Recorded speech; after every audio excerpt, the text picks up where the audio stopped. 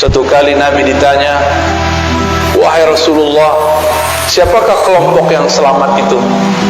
Nabi mengalamkan sebelumnya, "Sataftariqu ummati ala 73 firqah." Umatku akan terpecah menjadi 73 golongan. Semuanya masuk neraka, kulluha finnar illa firqah wahidah, kecuali satu kelompok. Man hiya ya Rasulullah? Nabi ditanya, siapakah mereka wahai Rasulullah? Nabi menjawab, ma ana alaihi wa ashabi, yaitu kelompok yang ana alaihi, aku menjadi imamnya, aku menjadi orang yang dia ikuti. Wa ashabi, jika dia tidak bertemu aku, dia mengikuti sahabat-sahabatku. Inilah yang disebut bersanad, berguru. Lalu apakah yang Nabi ajarkan kepada para sahabat? Bertahun-tahun lamanya Nabi hanya diturunkan surat Al-Ikhlas, Qul huwallahu ahad. Sebelum ada perdebatan sifat 20, sebelum ada perdebatan tauhid, uluhiyah, rububiyah, asma wa sifat, belum ada semua itu. Nabi diberikan yang sempurna dan sederhana. Walaupun saya penganjur untuk belajar sifat 20, tapi kalau Bapak Ibu susah memahaminya, saya berikan jalan yang lebih mudah. Mau? Mungkin di beberapa kajian sudah ada yang mengamati. Itulah yang ada dalam Qul huwallahu ahad. Suatu kali ada seorang panglima Rasulullah sallallahu alaihi wasallam diperintahkan untuk memimpin perang sekaligus memimpin sholat. Setiap satu rakaat, 2 rakaat, di akhir rakaat dia selalu membaca Qul huwallahu ahad. Para sahabat merasa aneh, Rasulullah tidak pernah lakukan itu, kenapa dia lakukan? Ternyata beberapa Rasulullah sama sahabat Rasulullah sama seperti orang-orang hari ini. Kalau Nabi tidak lakukan bid'ah. Ternyata panglima ini lebih cerdas, tidak hanya strategi, dia juga cerdas secara fikih, cerdas secara rohani. Meskipun dia tidak melihat Rasulullah melakukan ini, menutup setiap rakaat dengan Qul huwallahu ahad, tapi dia lakukan. Disinilah kita tahu bahwa tidak semua yang tidak Nabi lakukan itu bid'ah. Pulang dari perang, hadis Sahih Bukhari, Kitabut Tauhid, bab tauhid dalam Sahih Bukhari.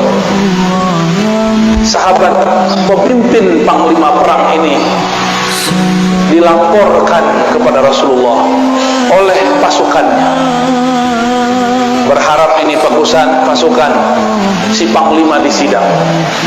Biasa ada karakter sampai saat ini ada yang begitu, suka melapor-laporkan orang, suka mengadu-adu orang. Tapi sahabat yang ini bukan ingin mengadu, ingin mengkonfirmasi benarkah yang dilakukan oleh pemimpinnya. Sampai kepada Nabi, Nabi kemudian bertanya kembali, tanyakan kepada panglimamu, kenapa ia membaca Qul huwallahu ahad di setiap rakaat? Jangan tanya kepadaku. Walaupun Nabi secara rohani diberitahu oleh Allah, tapi Nabi tidak berhukum dengan hukum yang sir. Nabi tidak berhukum dengan hukum gaib. Nabi tidak berhukum dengan hukum firasat. Nabi tidak berhukum dengan hukum kasyaf. Nabi berhukum dengan hukum zahir. Tanya sahabat panglimamu, kenapa ia menutup setiap rakaat dengan kulhu? Karena orang ini mau cari tahu, maka Nabi SAW langsung berikan dia tugas. Datanglah dia kepada panglima, wahai tuan panglima, kenapa engkau selesai satu surat di setiap rakaat menutupnya dengan Qul huwallahu ahad, padahal Rasulullah tidak pernah mengajarkan? Kira-kira begitu kalau diterjemahkan bebas.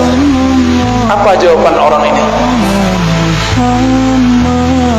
Ana uhibbuha, aku menyukainya, mencintai ayat ini, surat ini.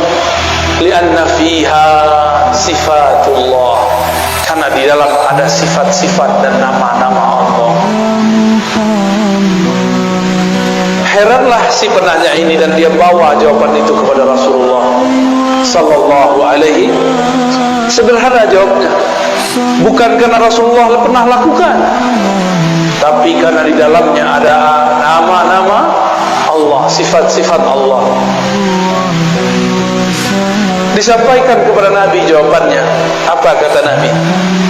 Akhbirhu, kabarkan kepada panglimamu, innallaha yuhibbu, Allah cinta kepadanya, karena dia cinta kepada sifat-sifatnya. Merinding sahabat ini, disampaikan kepada Tuan Panglima. Panglima pun terharu. Maka meresapi membaca Qul huwallahu ahad itu cukup. Seandainya Bapak Ibu tidak faham sifat 20, tidak masalah, karena inti sifat 20 adalah menjelaskan surat Al-Ikhlas. Paham Al-Ikhlas, paham sifat 20. Paham sifat 20, paham Al-Ikhlas. Inilah akan jadi oleh-oleh pada pagi ini untuk saudara-saudara yang hadir. Cara meyakini, mempercayai Allah secara mudah, semudah kita membacanya dan menghafalnya. Mau ya? Pertama, Qul, katakan hai Muhammad, huwa Allah ahad. Sudah 3 ya. Huwa Allah ahad. Huwa bahasa Arab artinya dia. Biasanya kata dia disebut sebagai kata ganti ketiga, digunakan pada kalimat kedua. Tapi sekarang, atau pada kata-kata kedua, yaitu kata ganti setelah ada nama yang jelasnya. Ahmad membaca buku, titik, dia mau ujian, dia ditulis setelah Ahmad. Sekarang dibalik, Qul huwa Allah ahad. Katakanlah hai Muhammad, dia dulu, Allah ahad. Apakah Allah salah? Mungkinkah Allah salah? Siapa yang mengatakan Allah salah, dia kafir. Apakah Nabi Muhammad lupa? Yang mengatakan Nabi Muhammad lupa, dia fasik, zindiq, bahkan bisa kafir. Jangan-jangan kita yang tidak mengerti ilmunya.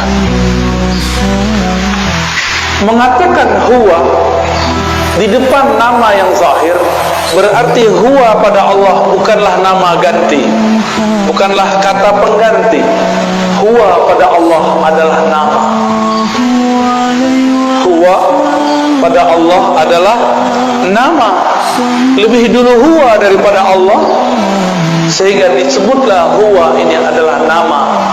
Nama untuk menghilangkan selain namanya. Oleh karena itu ahli-ahli zikir tidak mempermasalahkan kalau berzikir Allah. Allah itu lafaznya dari alif lam lam ha, akhirnya adalah hu. Hu berarti dia juga. Lalu waw itu untuk apa? Waw ini disebut waw tambahan zaidah. Asalnya waw itu tidak ada, lalu diadakan dalam bahasa Arab, maka menjadi huwa. Sebenarnya boleh dibaca hu Allah. Berat gak? Bisa ngikuti? Ya. Hu. Apa yang terjadi di situ? Ada nafas yang dibuang, benar gak? Hu Allah. Imam Abdul Qahir Al-Baghdadi dalam kitab Usuluddin, Imam Ghazali, Imam Al-Baihaqi, mereka sepakat bahwa huwa adalah ismun min asma'i, nama daripada nama-namanya. Namun orang-orang yang tidak mengerti mengatakan, apa itu zikir hu.